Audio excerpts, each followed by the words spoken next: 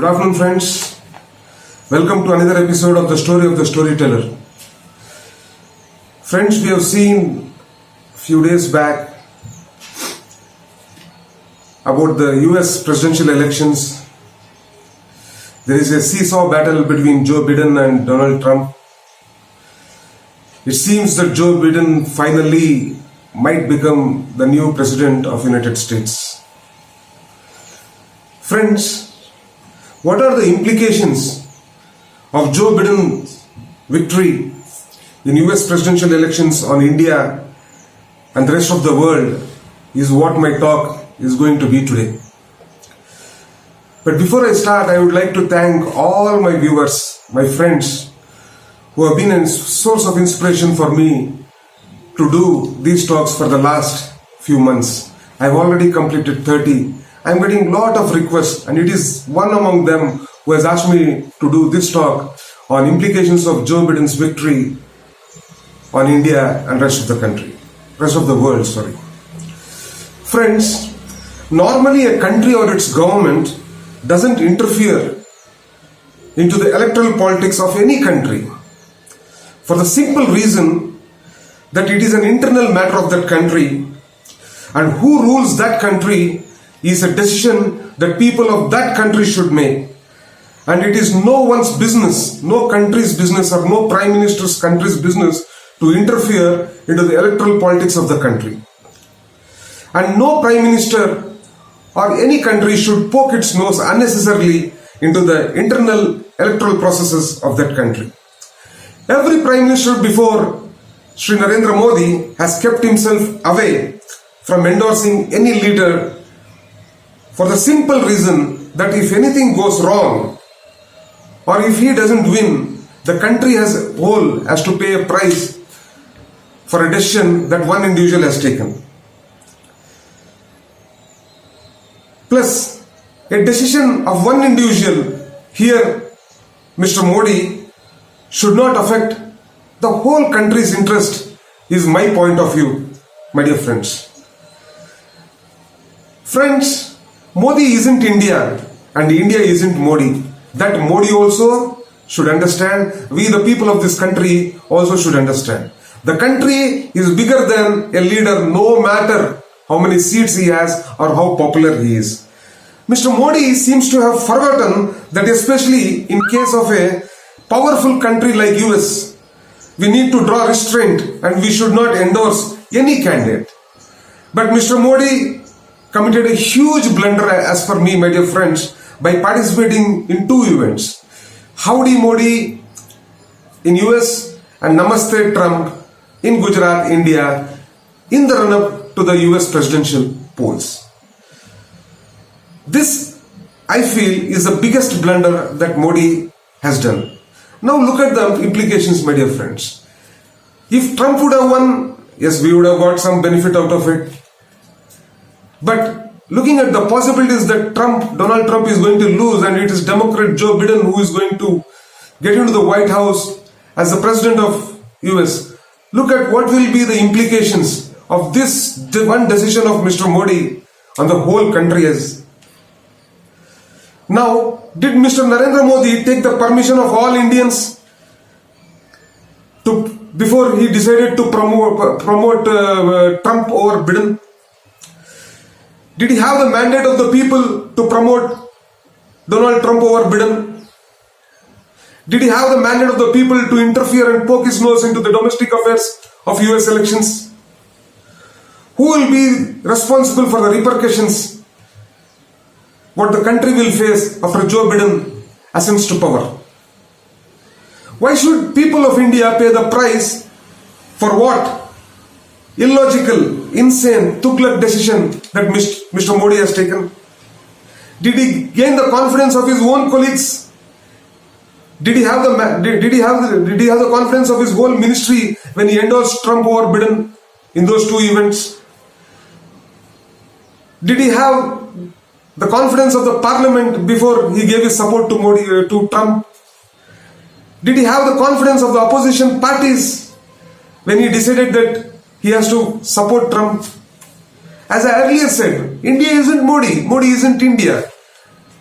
then how did Modi take this drastic decision of supporting one individual in an internal election of a country?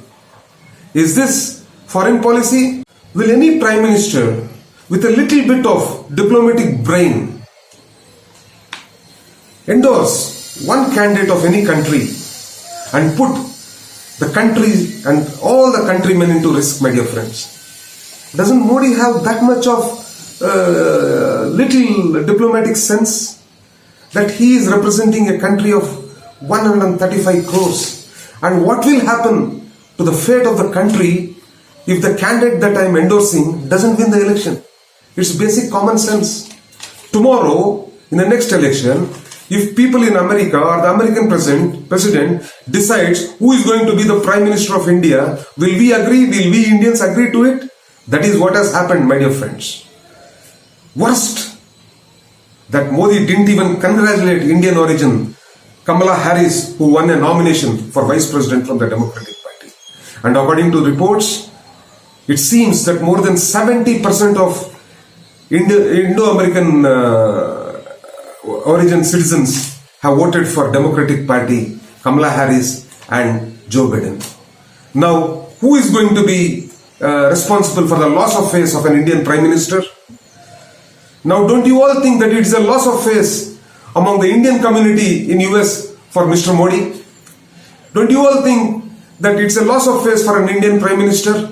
A quixotic, a whimsical, Tughlaq decision of Modi has led to loss of face for an Indian Prime Minister.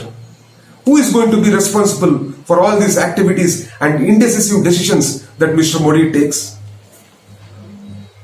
We have seen Modi has consistently failed in his decision making, right from demonetization, CAA, NRC, handling of migrant issue, handling of COVID issue, now poking his nose into the internal affairs of USA, wherein India will be paying a heavy price because looking at the reports, Joe Biden is going to become the next president of the United States. Now, what has Trump done for India?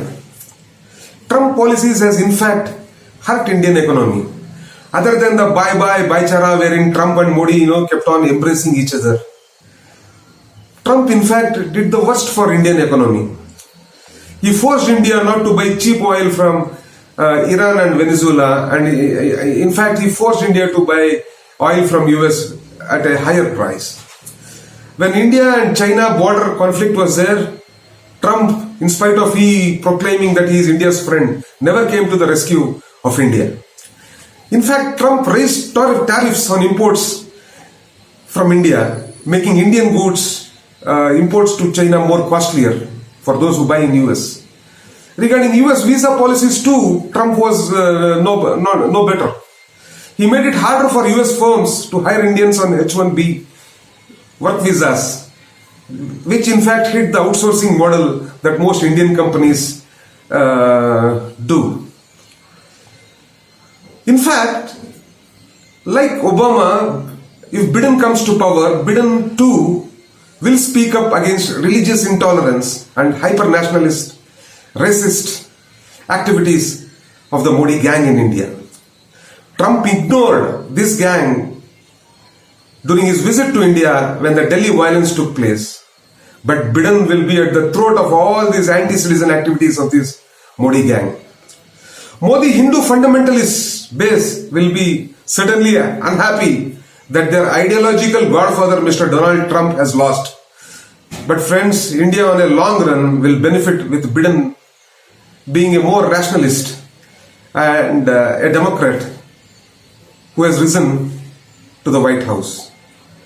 Biden may not hug Modi and do all the nautanki that Trump did, but he will be more reasonable, more mature, and act as an Indian friend, unlike Trump, who called India filthy, warned India on hydroquinone. He in fact directly warned Modi that if he doesn't give hydroxyquinone to US, he will put India on a ban list. Now friends, if we look at the impact of this Biden coming back to power in US, what has happened since 2014 starting from India, where rightist, communal, regressive, divisive forces have come to power. The rightists across the world in few nations have come to power. Where Trump came to power in 2016, Boris came to power in UK. Like this in many countries, the rightists who were kept out of power for decades came back to power. When they came back to power, few like Modi got the power for the second time. And then this power went into the head of these fascist, ultranationalist leaders. And when they got the power the second time, they acted very regressive. They hit at the minorities. They hit at the downtrodden societies like the Dalits, the women, the OBC, and the downtrodden in the hierarchy of the society. Now, what will happen post Trump losing the US election is it will have lot of ramifications on other countries wherein this is a cycle. The rightists and the communals and the fascists who were not in power for decades got power, and now people realize that these regressive forces are in fact not a boon for their nations, but in fact they have become baggage for the society. They are a bane for the society. Now people will realize. Similarly in India, all the forces that were affected due to Modi's policies like CAA, NRC, his migrant handling, then his, demonetization, Notebandi or Deshbandi, whatever he did. Now these people who are affected will start consolidating and they will come to one conclusion that this man has to go. And once the people decide that the time has come for Mr. Modi to go, then they will act with lot of vigor that will show in the forthcoming elections in India. It might start even in the Bihar elections, and we might all be in for a surprise on November 10th. Jai Hind.